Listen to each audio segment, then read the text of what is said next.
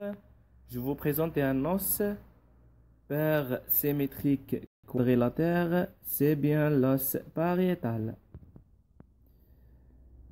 Cet os participe à la formation de la partie latérale du crâne. Il est situé entre les os temporel, occipital, sphénoïdal et frontal. Voici l'os frontal, ici c'est l'os sphénoïdal, ici c'est temporel et l'occipital. Cet os comprend deux faces, une face externe et une face interne. On débute par la face externe. La face externe, elle est convexe. Elle présente la tuberosité pariétale ou la bosse pariétale. Voici. En dessous de celle-ci se trouvent deux lignées de courbes à concavité caudale. C'est la ligne temporale supérieure où s'insère la fascia temporale et la ligne temporale inférieure. C'est pour le muscle temporal. On observe aussi le foramen pariétal ici. Voici le foramen pariétal. Ce foramen pariétal par lequel passe la veine émissaire du sinus sagittal. On passe maintenant à la face interne. La face interne, elle est concave. Elle présente plusieurs sillons qui sont les empreintes des vaisseaux sanguins. Elle est sillonnée de gouttières ramifiées qui part de son angle ventrocaudal. Ceci. Et qui correspond aux ramifications de l'artère méningie moyen. C'est les ramifications de l'artère méningie moyen. Voici. Maintenant, on passe au bord. Les bords. Au début, le bord supérieur ou le bord sagittal.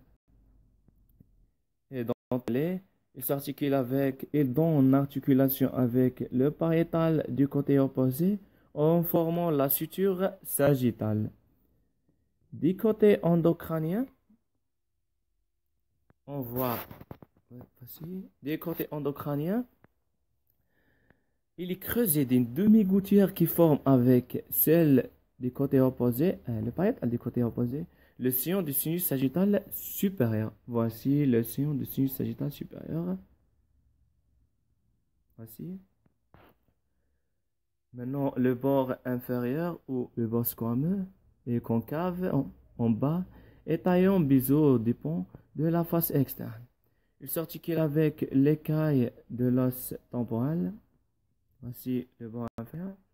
Il s'articule avec l'écaille de l'os temporal en formant la suture pariétosquameuse. On ne dit pas la suture pariétotemporale, on dit la suture pariétosquameuse.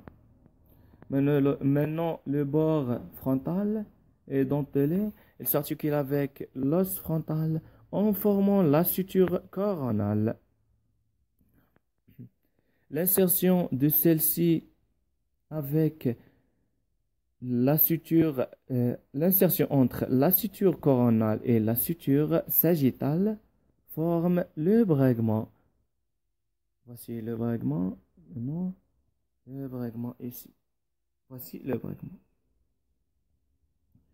C'est un brègement qui correspond au fœtus, à la fontanelle antérieure ou brègmatique.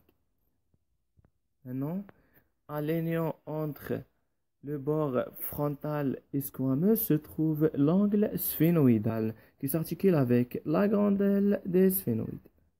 Voici l'angle sphénoïdal. Cet os comprend des angles, 4 angles. C'est presque tout ça. Allez, bon courage.